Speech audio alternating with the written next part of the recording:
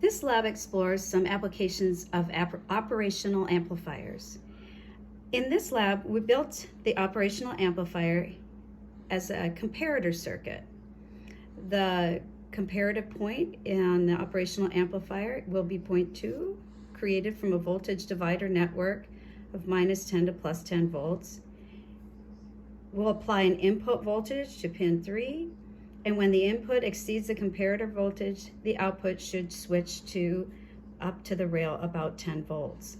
Otherwise, if the input is less than the comparator voltage, we should see the output be about -10 volts.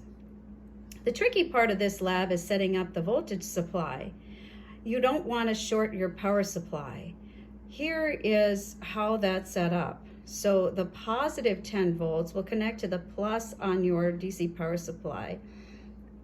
The minus of that DC power supply will connect to the plus on that DC power supply.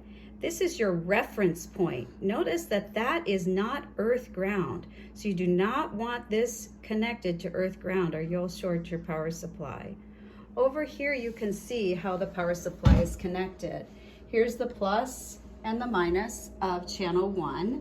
And then the minus of channel 1 goes to the plus of channel 2. And then the minus side is going to serve as our negative source for our circuit. Notice that ground is not connected here, otherwise that would short our power supply. Here's the circuit shown here. Here's the voltage divider created by these two resistors. I created a 5K resistor with two 10Ks in parallel, and this is a 1K ohm resistor. So they form a voltage divider network between the +10 and the -10. Making this comparative voltage should be roughly, using our voltage divider equation, roughly around 6.67 volts. This wire here is connected to pin 3, which is our inverting input, and our non-inverting input is pin 2, and then our output is connected to pin 6. These are the power supplies, the +10 volts and the -10 volts. So looking up here, we see that our comparative voltage is indeed 6.67 volts. That was created from our voltage divider network. And now here our input voltage is 0 volts. And as expected, we see our output voltage is close to the negative rail. We've got a little headroom error there, -8.6 volts.